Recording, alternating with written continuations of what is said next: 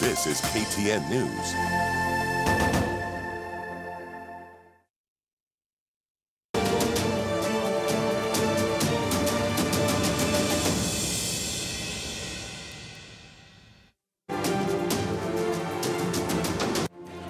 Na mtazamaji, ni tarehe 8 mwezi Februari mwaka 2017, zikiwa ni siku 6 kabla ya kukamilika kwa shughuli ya usajili wa wapiga kura na miezi 6 kabla ya wewe kuingia debeni kwa uchaguzi mkuu. Kufikia sasa tumewahoji makamishna wa IEBC, tumewasikiza viongozi wa siasa na watu kutoka sekta mbalimbali.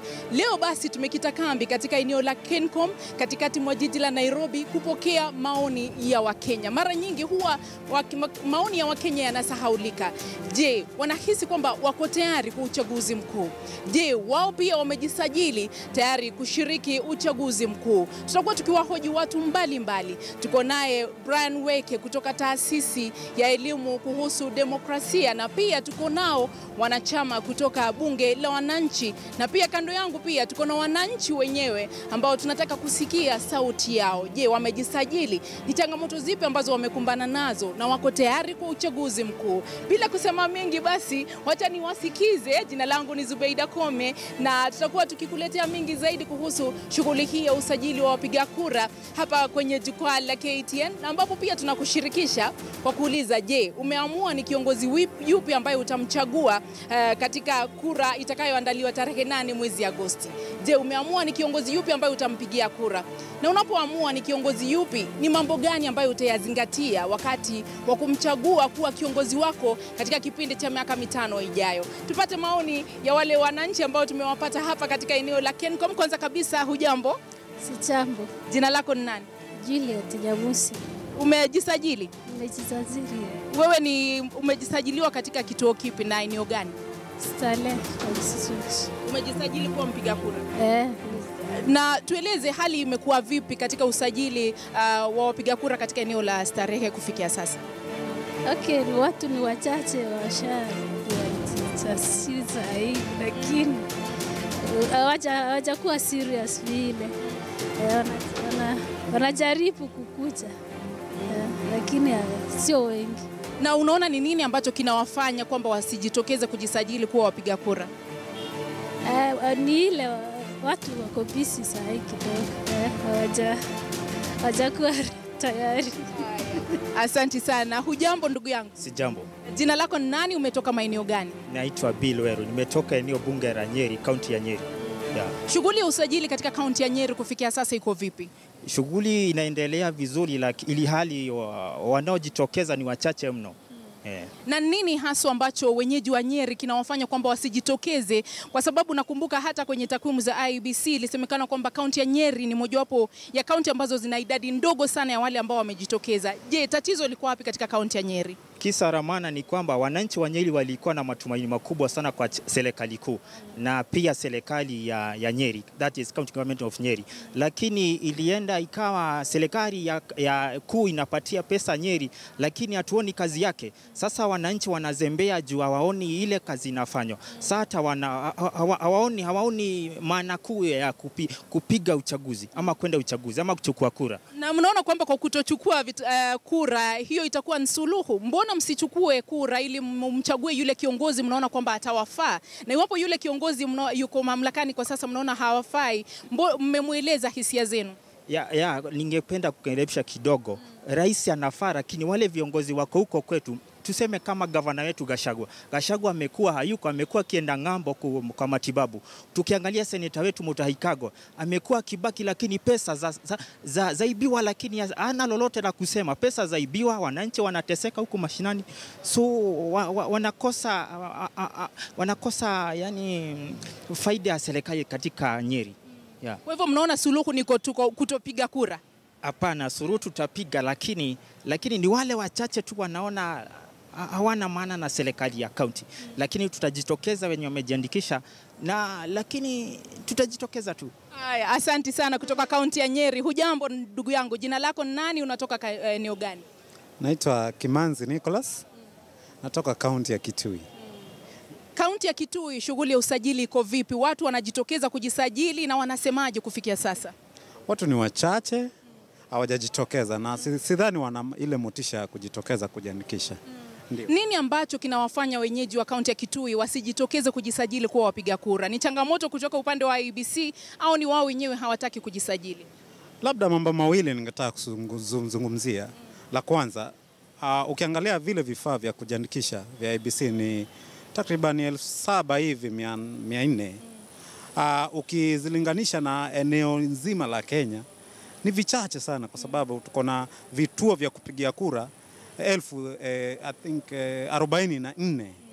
So ukiangalia kuna deficit kubwa sana ya zile vifaa. Kwa hivyo utapata watu wanaenda wanatembea sana ndio wapate kile kifaa cha kujiandikisha. Hilo ni moja.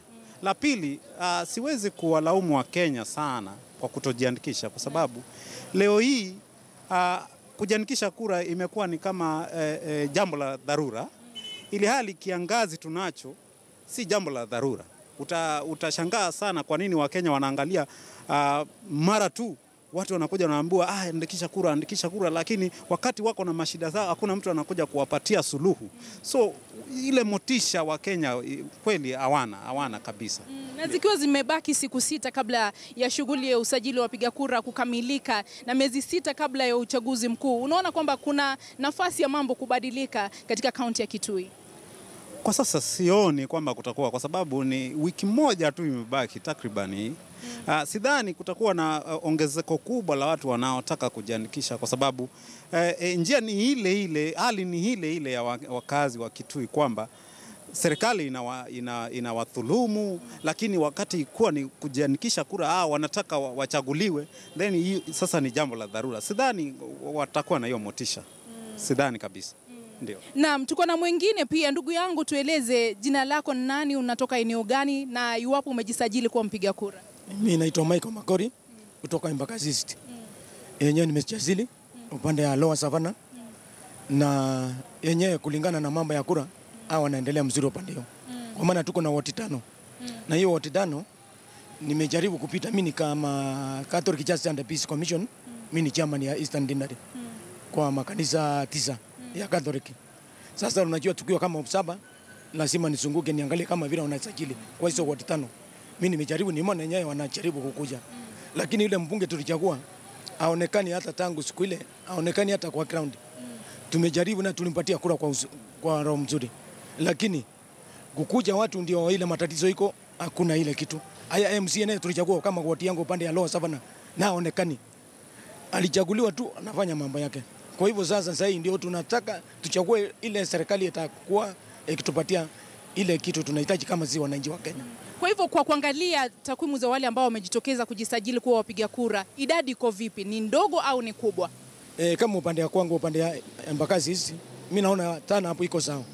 Kwa maana tumechoka na yule mbunge tuko naye na watu wale wako wanautumia. Kuna watu zingine zinafanya mzuri. Lakini wote kama ya upande ya kwetu ya Lower Savannah tuko chini kabisa. Yenyewe maendeleo kama national government wameleta maendeleo kama upande ya stima imeletwa, sewage tumeleta upande ya area hiyo. Barabara imetengenezwa na World Bank. Kwa hivyo tunashukuru serikali kubwa.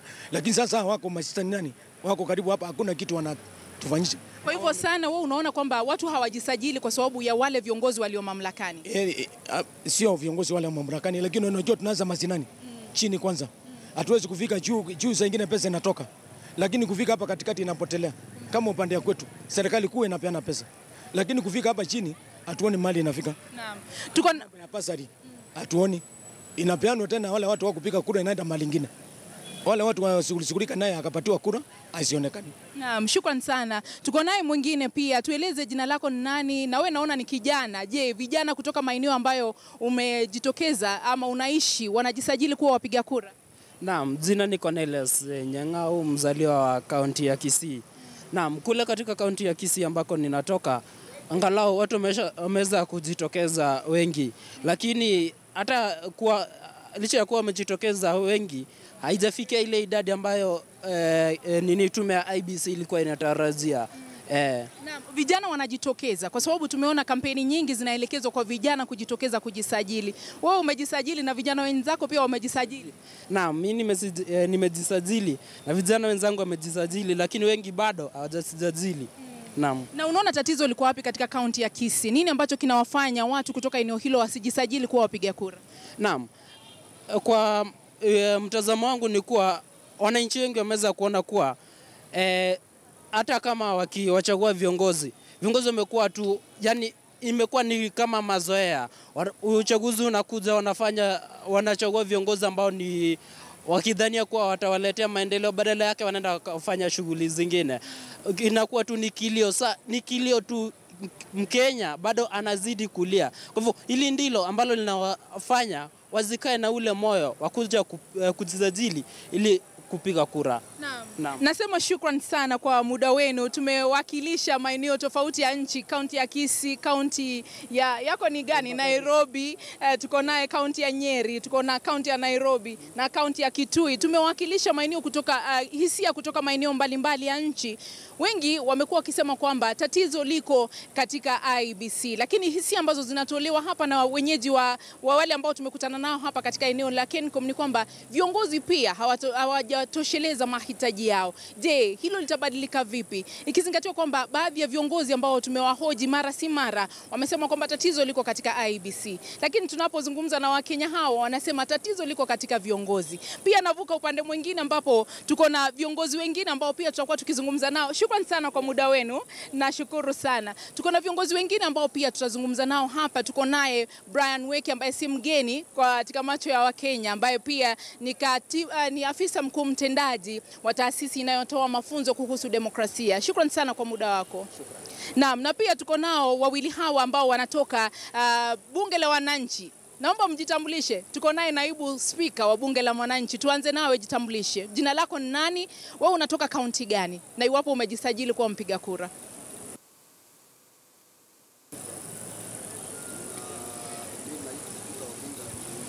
Naomba nitavuka kwake kwanza nikutengenezee mikrofoni yako. Jitambulishe, jina lako ni nani? Unatoka kaunti gani? Kwa majina yangu naitwa Patrick Kenywa. Mimi ni mwanachama wa bunge la mwananchi. Naam. Na natoka kaunti ya Murang'a. Yeah. Na umejisajili kuwa mpiga kura? Na nimejisajili kupiga kura. Na kaunti ya Murang'a wenyeji wanasemaje kuhusu shughuli ya usajili ambayo inaendelea? Katika kaunti ya Murang'a ile usajili inaendelea kulingana na vile tumeshikana na viongozi wenzetu. Inaendelea mzuri. IEBC tunaona inafanya kazi vile inastahili na hakuna taswishi yote imetokea. Na tunaona hiyo muda imebakisha, bado tutaweza kutimiza ile kiwango imewekwa ya IEBC. Naam, nikirejea kwako, jitambulishe. Wewe ni naibu spika wa bunge la wananchi. Jina lako ni nani na unawakilisha kaunti gani? Mimi natoka bunge la mwananchi, naibu spika wa bunge la mwananchi, natoka kaunti ya Trans Nzoia. Kwa hivyo tumeona kwamba usajili wa kura imekuwa hafifu sana. Haitakuwa vile tulikuwa tumetarajia hapa awali. Tulikuwa tumepanga kwamba ama tulikuwa tumeona kwamba watu watajiandikisha wengi. Kwanza mahali ambapo natoka watu wengi sana ambao wako na vitambulisho, lakini tumeshangaa wengi watokezee kujiandikisha. Nasema shida ni moja. Watu wamekosa imani na viongozi ambao tunao. Wameona kwamba kila baada ya miaka 5 wakichagua viongozi wanawaahidi mambo mengi, lakini baadaye hawatimizi. Kwa hivyo watu wanakosa ile imani na uongozi. Wanasema kwamba hata nikimchagua huyu hanisaidii na hana maana kwangu. Unaona? So hiyo imefanya mpaka watu wamekosa kujiandikisha kura mahali ambapo tunatoka. Na mimi nataka kuelezea watu kwamba hii serikali tunayo ni serikali ambayo ni mbovu. Hii serikali imejaa na ufisadi. Na kwa hivyo njia tu pekee ambayo ya kuondoa serikali tunayo ni kujiandikisha kupiga kura.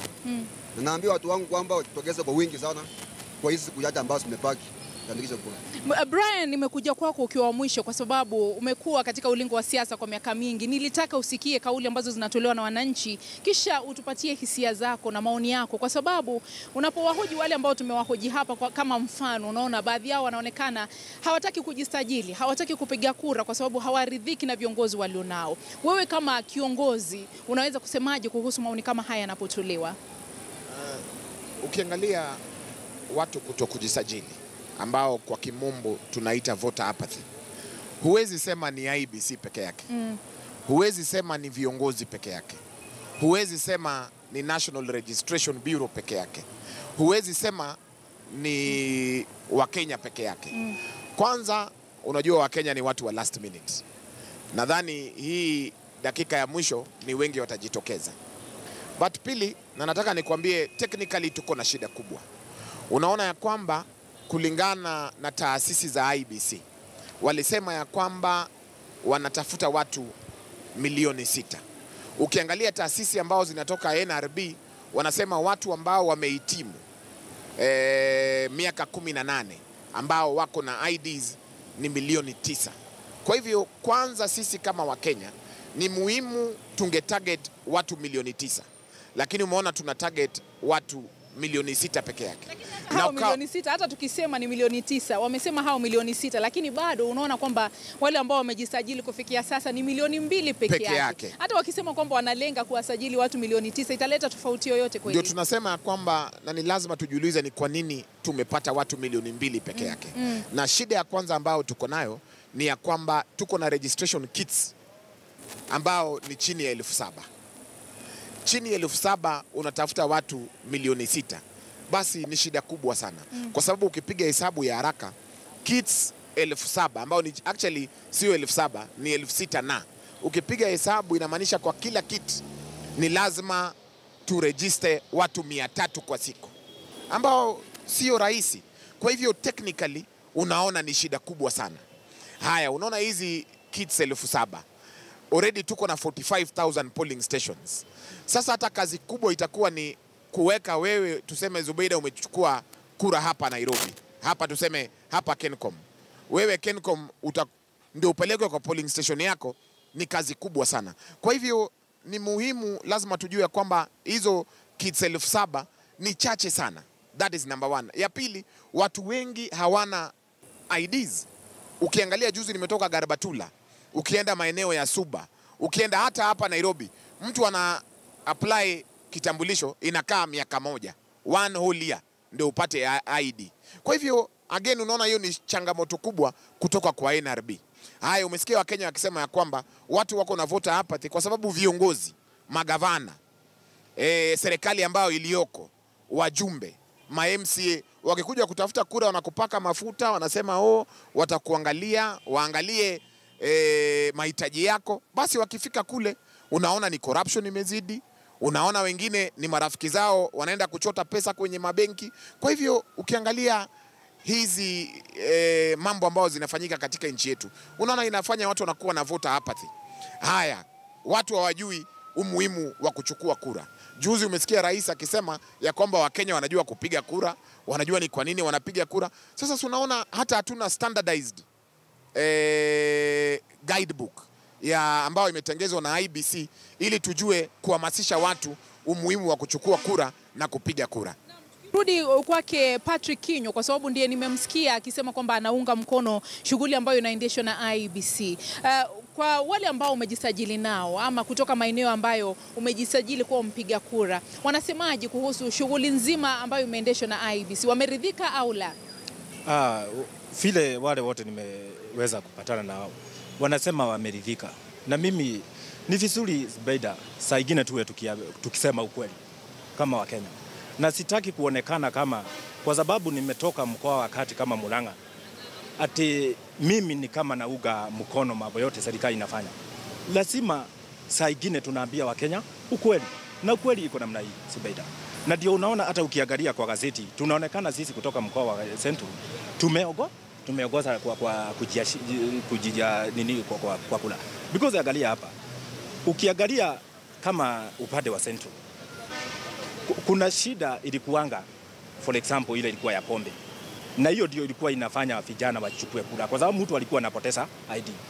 Hiyo shida tulikuja kama viongozi tukashikana, tukatatua hiyo shida yote ikaisha. Na juzi hata tumekuja viongozi tukasikana wote tukaenda pale inaitwa Murang'a Teachers College.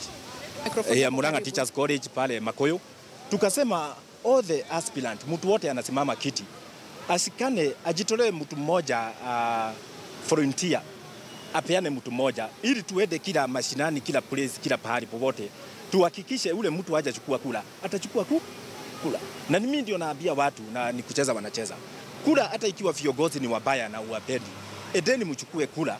Na hivyo ndio tuliwaambia, ili ujaribu uchague ile kiongozi mzuri ule unaona yeye ndiye anafaa. Hata mimi ukiniona huku nikukuja nimekuja tu kidogo Nairobi. Mimi nasimama kiti ya MCA kule kwetu inaitwa Wangwa. Na vile najaribu kuelezea for example, hebu tuchukue hii data ingine. Kuna data ingine ilikuwa ya population. Unajua watu wengi wajuagi ile kuhesabu kwa watu population ilifanywa 2009. That from 2009 hiyo census ilifanywa ilikuwa even challenge kwanza, ilikuwa na mambo nikisema kwa kimombo ilikuwa regularity, there were so many errors in that regularity. Kwa hivyo ukilinganisha na hii mambo ya ID zile vitambulisho zimetokea, hakuna mambo inaonekana kama inakuja vile inasai. Tu watu saa hii ndio tunataka tuone hao watu kutoka for example kule pande ya Western, kwa nini hawachukui kula? Mimi hata nashangaa sana. Na wao wanasemaga pengine usiweke microphone yako mbali na mdomo. Sasa ndio nashindwa kwa nini wao hawachukui kula. Na kweli kwetu kula na kwambia sinachukuliwa mzuri kabisa na hakuna shida yote. Na nikiongezea kabla hata niendelee, kuna kitu nimekumbuka moja. For example, hii watu wanalaumu ati IBC haifanyi kazi mzuri. Mimi nimeangalia kwa jina langu, nikaangalia kule kwetu hapo kwa Sobi Center, nikaona niko registered.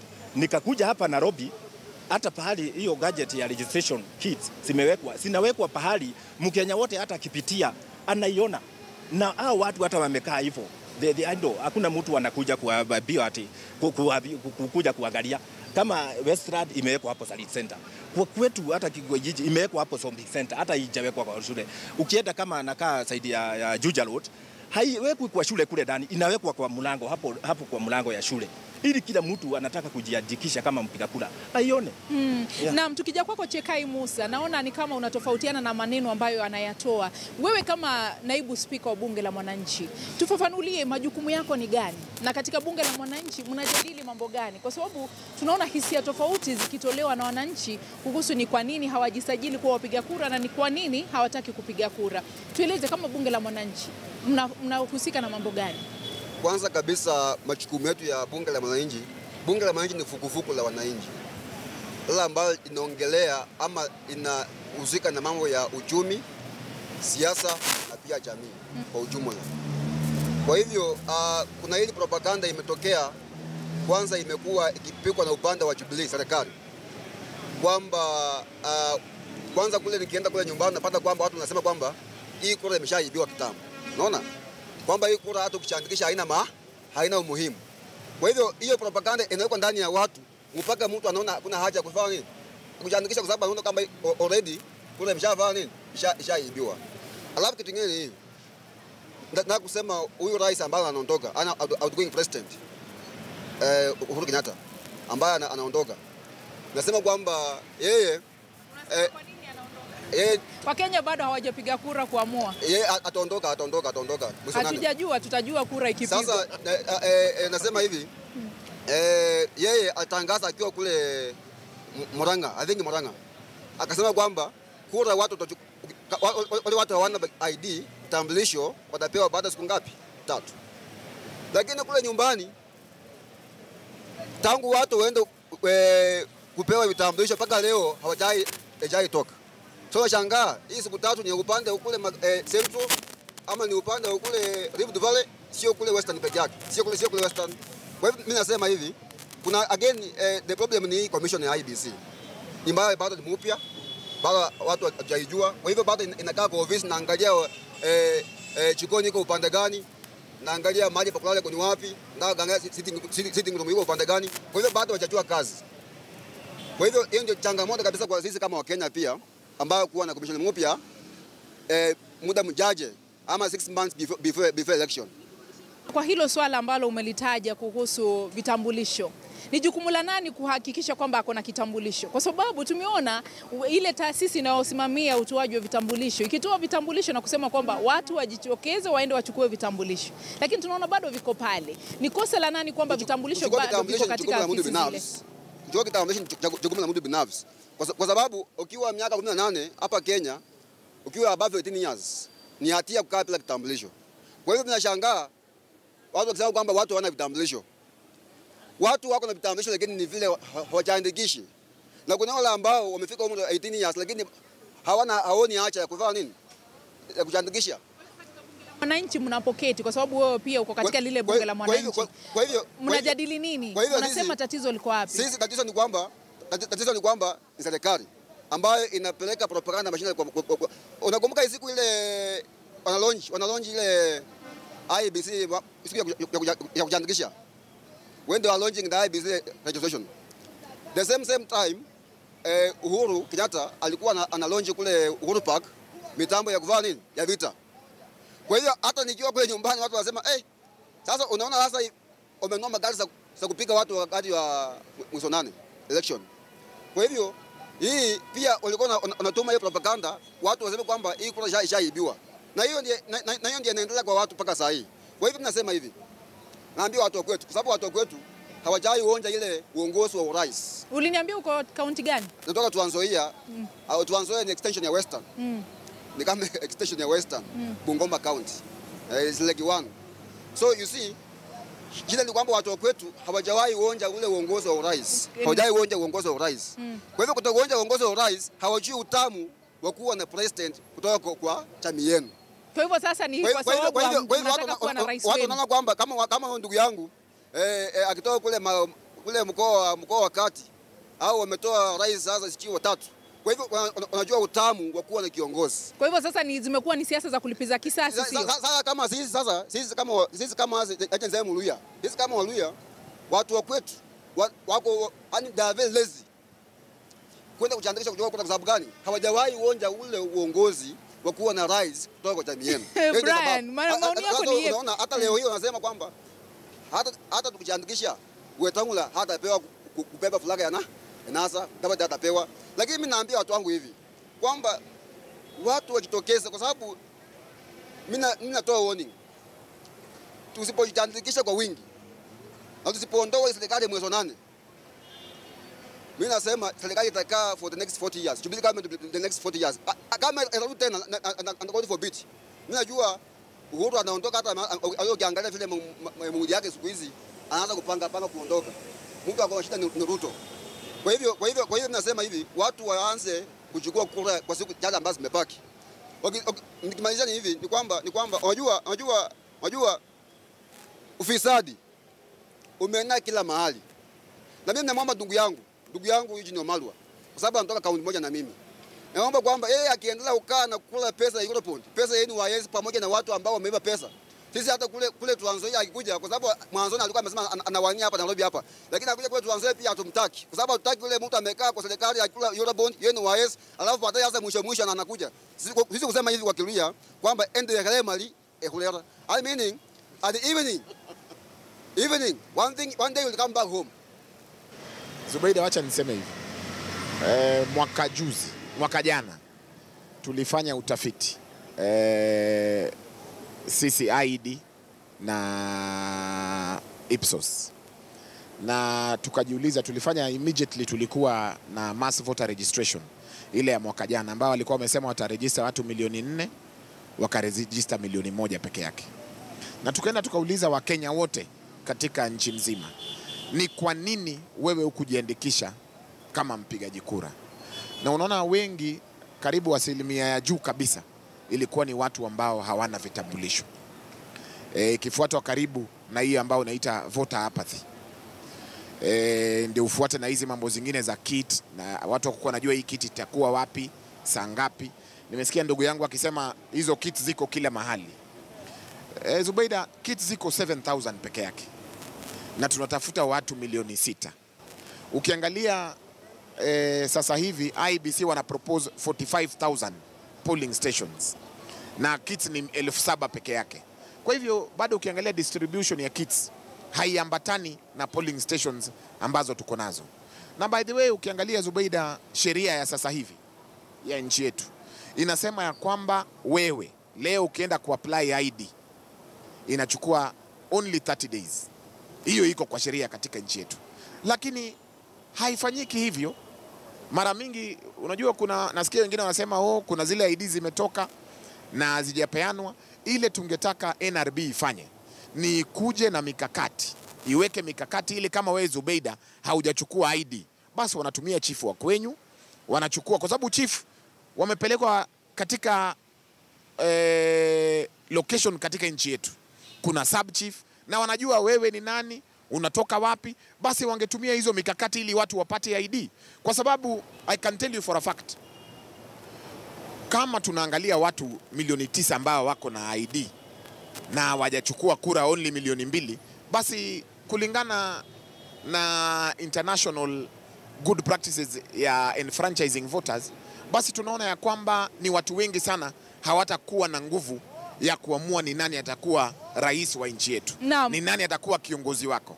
Kwa hivyo ni muhimu, na mimi nataka kuomba IEBC, kwa sababu juzi tu ndio makomishona wameingia, waongeze another 1 month ili tuweze kuandikisha wa Kenya, ili tukiamua tunaamua ni nani atakuwa rais wetu wa nchi. Lakini kulingana na ile hotuba waliotoa jana, walisema hilo haliwezekani kwa sababu kuna ile ratiba ambayo imetolewa ya upigaji kura. Tunajua leo, mtazamaji, ni tarehe 8 mwezi wa pili, kumaanisha kwamba kuna miezi 6 pekee ambayo imesalia, ikizingatiwa kwamba uchaguzi unafanyika tarehe 8 mwezi Agosti. Leo basi ni miezi 6 ambayo imebaki kabla ya wewe kuingia debeni, na ndipo sasa tunakushirikisha kwa kuuliza, umeamua ni kiongozi yupi ambaye utampigia kura kwenye uchaguzi ujao? Na iwapo utampigia kiongozi yule ambaye utamchagua, unamchagua katika misingi gani? Mtamchagua yule kiongozi kulingana na sera zake.